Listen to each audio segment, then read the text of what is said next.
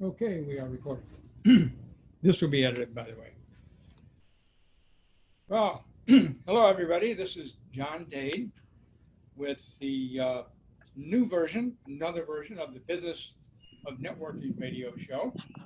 For those who are tuning in for the first time or don't know who we are, uh, I'm the founder of the Cigar Night Business Mixer Group here in Southern California, and about a 3,000 membership with chapters in four different areas. LA County, Westlake Village, San Diego, and Orange County. Also author of the book, Is Your Networking? And what we do on the show is basically discuss the why and how of networking, um, and the benefits of effective business networking. And today we're excited to have with us uh, somebody that I've admired for a number of years. And as a cigar smoker, someone who I know has been out there on the front line as the executive director of an organization called the Cigar Rights of America, defending our rights to enjoy a fine cigar, you know, in our own little world. So I'd like to have everybody welcome with us today, Mr. Glynn Loope, the executive director of Cigar Rights of America. Welcome aboard. Mammoth applause. Thanks, John. I appreciate you having me. I've been looking forward to this discussion. Well, same here, same here. I know we've talked off and on over the last couple of years. We've actually done a couple of promotions together and what have you with the Cigar Rights of America, and doing what you can to promote the legislation that allows us our freedoms. And one of those basic freedoms is to enjoy a fine cigar, and in your case, on a patio outside along with nature. So that said, you've been with the Cigar Rights of America since the founding, I believe, in 2008. That's right. Tell me a little bit about that. What got you involved, and what you've been doing, what the Cigar Rights of America is all about. Well, it's probably the closest thing to being able to dramatize the significance of networking that there is, because it was a complete accident. In 2008, back up even farther. In 2006 was really the beginning of my advocacy for the cigar industry, but it was just in Virginia, and it was a networking thing.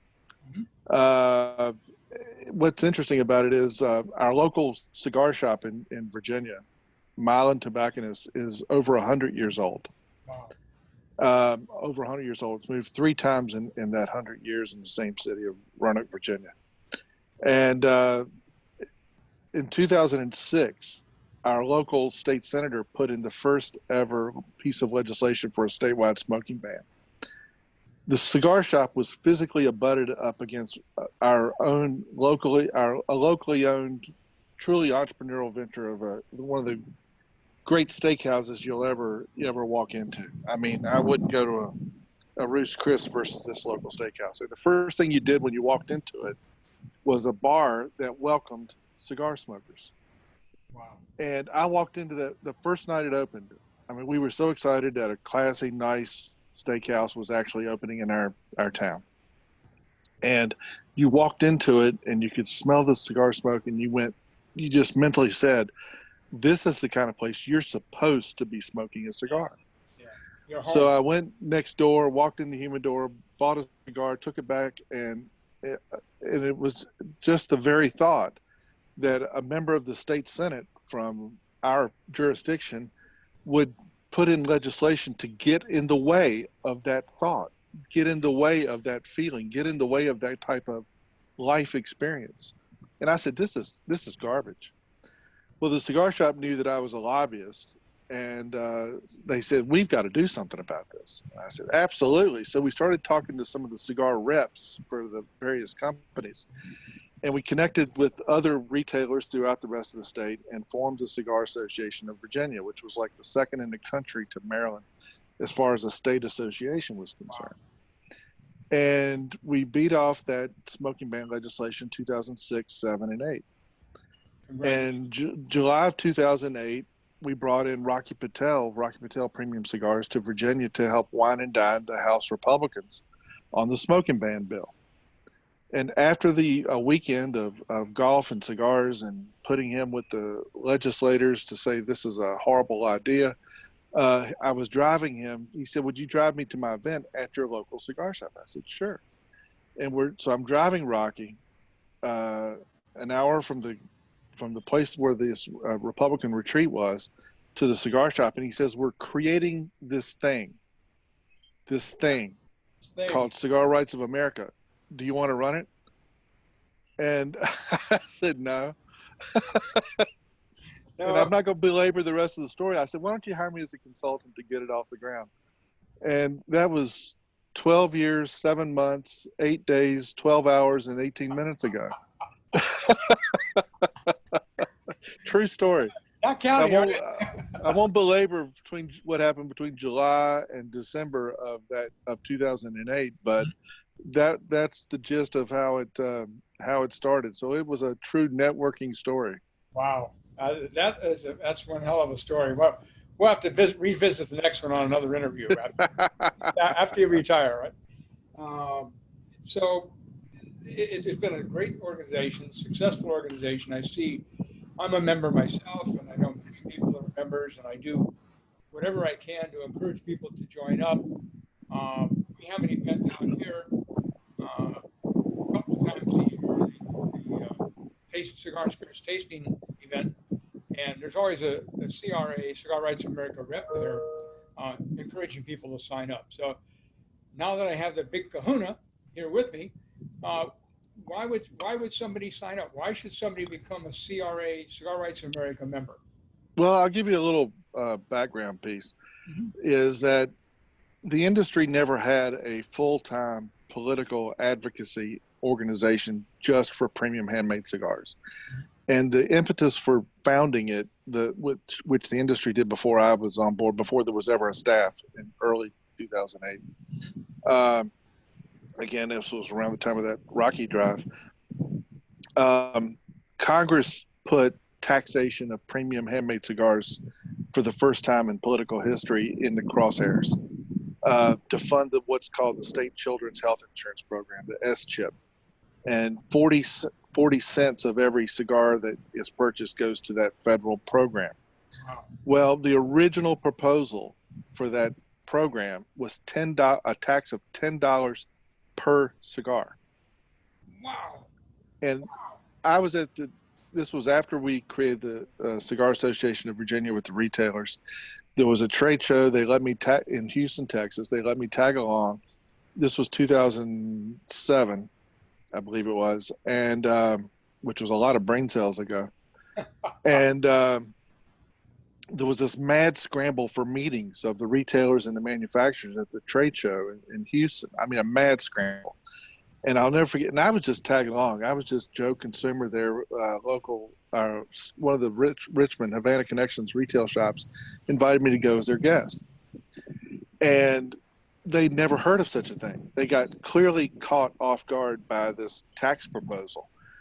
And in a testament to networking, we're going to say that a lot during this discussion.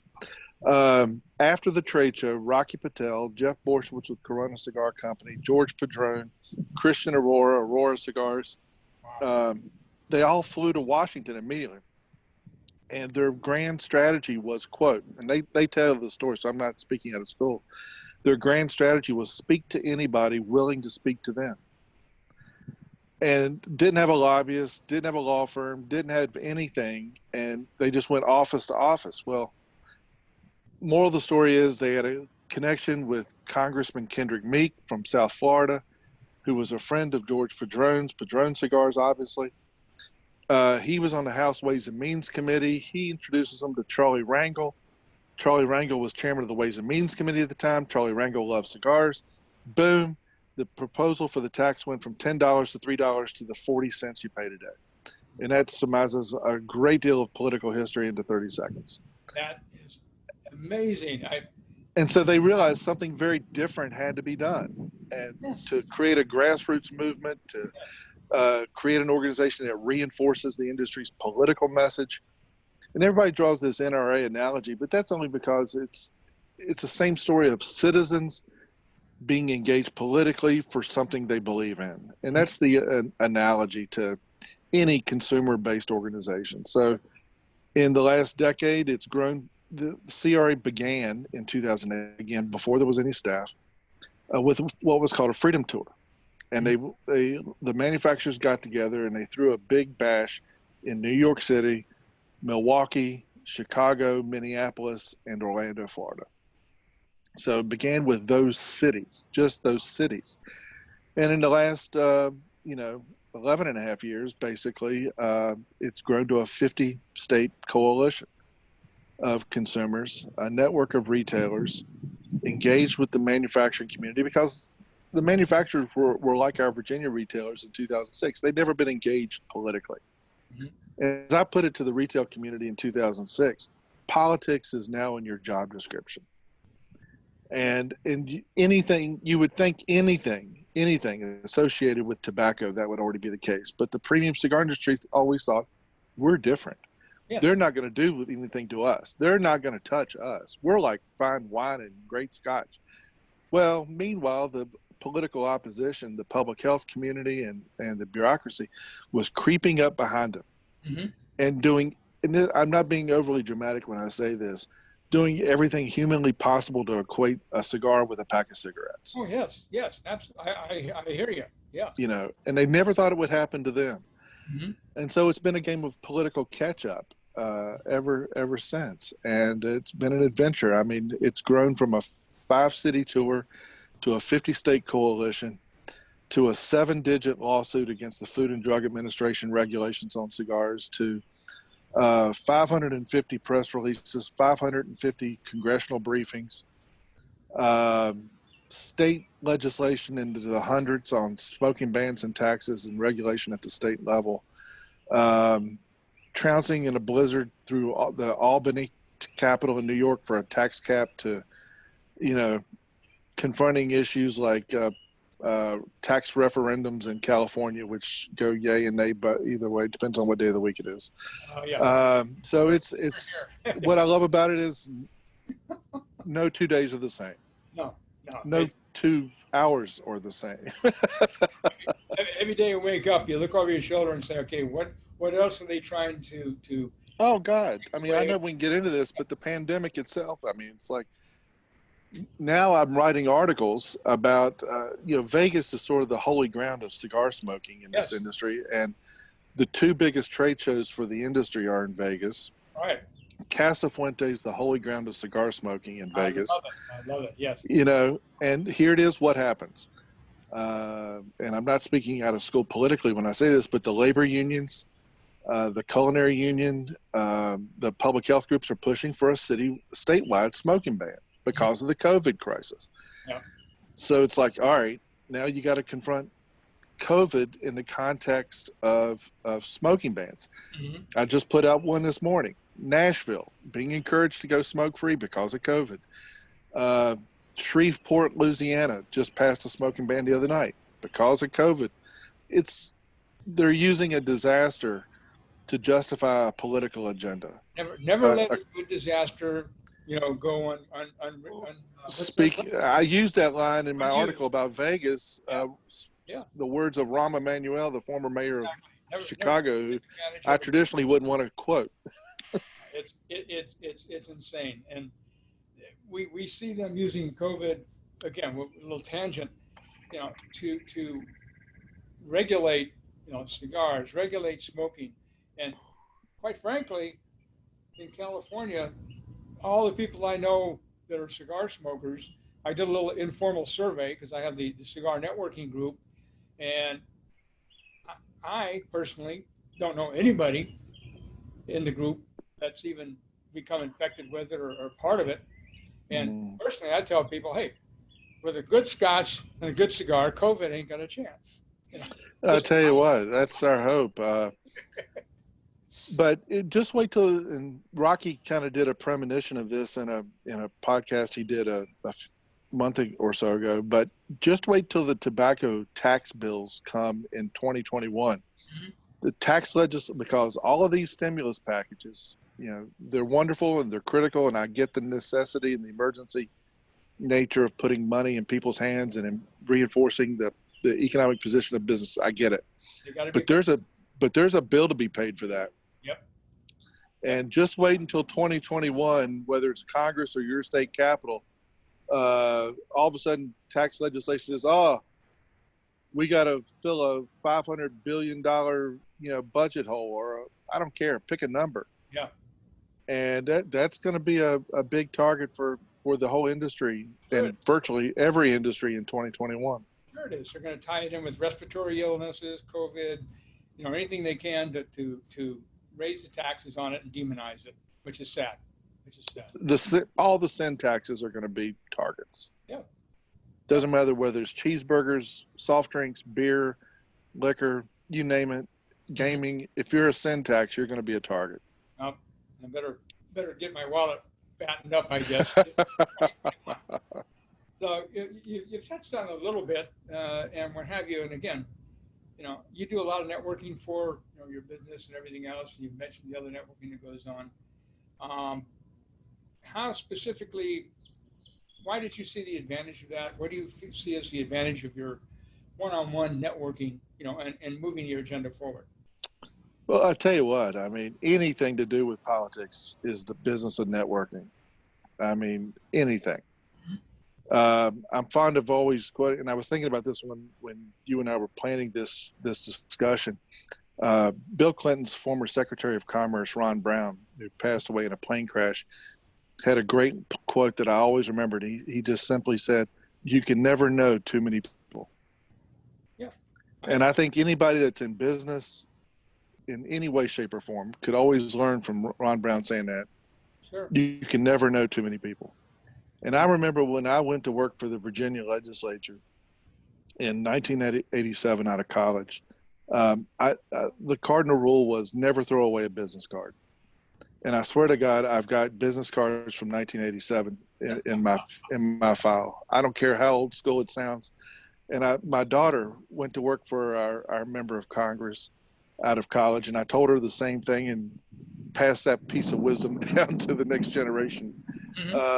Because you can, and I think back in 1985, I went to work for a governor's race that I felt strongly about in Virginia, and during college, and he was one of those. He just recently passed away, former Virginia Governor Jerry Balaws, and so I rolled the dice. It was through a networking type of a happenstance meeting,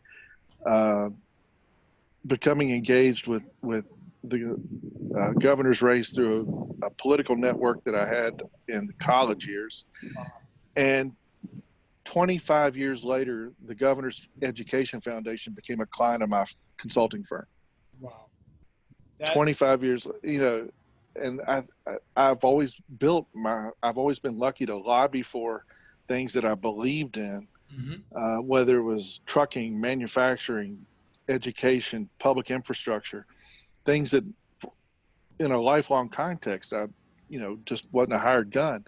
And every one of them came through a networking exercise, whether it was through college, whether it was through legislative receptions, whether my family was very politically engaged in Virginia. You can never know too many people. And every stage of my career was because I knew somebody, not because of what I knew. I said, I can learn about anything except math. Mine's English. I can learn about anything. And so every professional stage of my life came because I knew somebody, not because of what I knew, but because I knew somebody. Because not what you know, but who you know. Yeah. Oh, every time. And I feel like if you look at my LinkedIn, and I say this with all humility, but it's like life went in stages, the political stuff. Then I went to work for my first non-political job was with the University of Virginia. Then regional economic development and business recruitment, to a full lobbying, consulting, entrepreneurial venture, to Cigar Rights of America. And every single stage of the process of my personal professional development came through networking and who you know. Wow. Well, you've covered one of the questions I was going to hit with you, and everybody likes to share success stories, myself included. We all kind of, shy away from the other ones, but, quite frankly, I've had some networking disasters in my career, not only, writing a book, but starting the Cigar Night Business Mixer Group, and in my professional career in finance and what have you.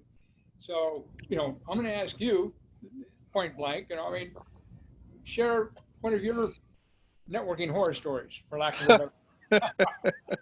It just went off the rails. I was pondering such a question or this question, and I really tried to dig back, and I think it was probably the most embarrassing moment I've had professionally. Mhm. It was a legislative reception in Richmond during the Virginia legislature, Virginia General Assembly, and I saw somebody, and I knew I had to engage this person that was standing in this reception. And it was on I can't even remember what the issue was, but I knew I had to talk to that guy. And I went up to him and introduced myself, and he didn't say a word. And I started just ripping into this issue. I said, we've got to do something about this. We got to do something about that. And then he came back at me with his side of the equation. Oh, no, we can't do this. We can't do that. And we went back and forth in this reception. And we weren't yelling at each other, but we were both very passionate about this. And then he looked at me and says, you don't have a bloody clue as who I am, do you? I said, no, I can't find, I wish I could cuss. I wanted to, I don't have a clue. I could not remember the guy's name to save my life. I just knew I had to talk to him. And he says, you don't know who he could probably look at this dark, blank stare on my face and realize, you don't know my name, do you? No, I don't have a clue what your name is. I just knew I had to talk to you.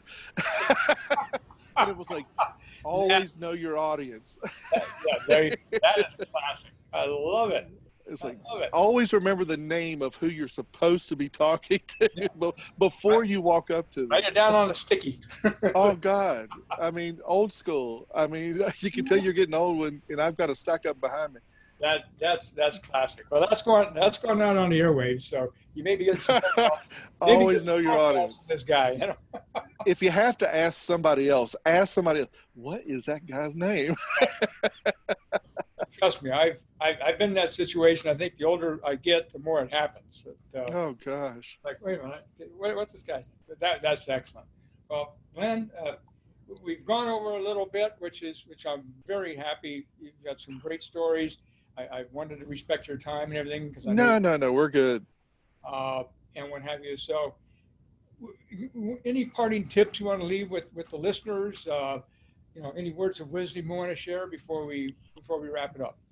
Well, I was thinking about this, and I was, pondering the book. Oh, look at that! I was pondering the book. Thank you. And if anybody goes to cigarrights.org and signs up for CRA, because we're all about, go back to the premise of our discussion. Mm-hmm. If you feel passionate about great cigars, we're under attack at the federal level. We're working closely with the Trump administration for sustained regulatory relief before the end of this first term, because no one knows what direction this election is going to go, just like no one knew how the last election was going to go. Yeah. And it's going to come down to, 10 counties in Florida, 3 counties in Pennsylvania, and 2 precincts in Ohio. Mm-hmm. And again, probably. And so we have a vigorous political effort for outreach to the Trump administration for sustained relief. We're in court against the Food and Drug Administration, which is a very expensive proposition. We rely upon consumers and retailers to help with the overhead on everything that allows us to use the manufacturer dollars for the big ticket lobbying and litigation costs to defend this great industry. So if anybody feels passionate about defending that at the state level or in the halls of Washington, go to cigarrights.org. Anybody does, there's a referral line. Anybody that refers to just the word networking, we will ship you one of John's books that we have in stock. Thank you. But refer the word networking. So I was going back through your great primer on networking. Mm-hmm. And I was having a flashback. I used to live up and was a family friend of Sam Snead, who won 3 Masters, won 82 tournaments on the PGA. Sam did the ceremonial tee off for my wedding golf tournament the way he did at Augusta for decades. And I was thinking about this story in the context of you put in the book that a lot of you great business decisions and business networking takes place more on the golf course than the boardroom. And those were your words in your great book, the golf course instead of the boardroom. Mm-hmm. And I was thinking about Sam was famous for saying this, that you could tell a person was a cheat after you played golf with them. Yep. And he said it in the context, believe it or not, since you're in California, mm-hmm. He said it in the context of playing golf with Richard Nixon.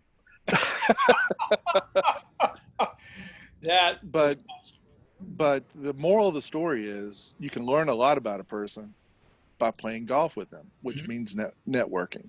Sure. And you can tell about, do they play by the rules? Mm-hmm.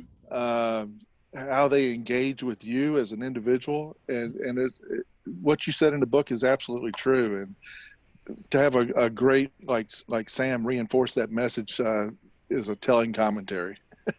Well, I certainly appreciate that.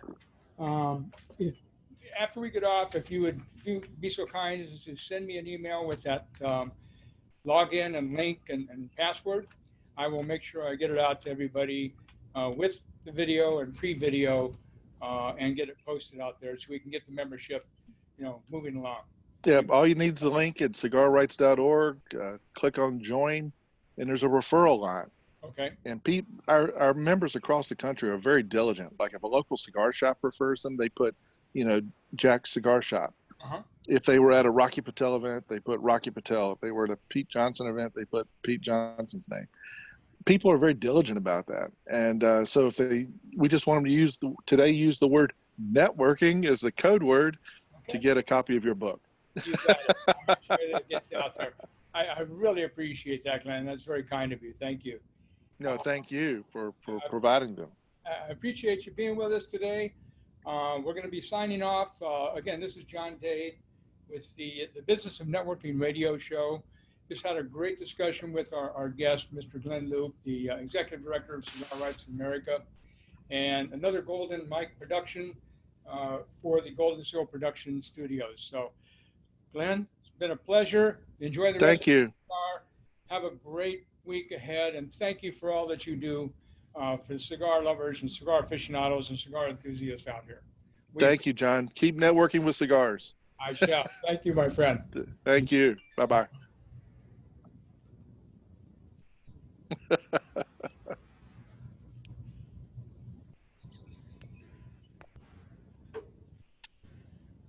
Okay, let me see. You're clear? Working on it. There we go.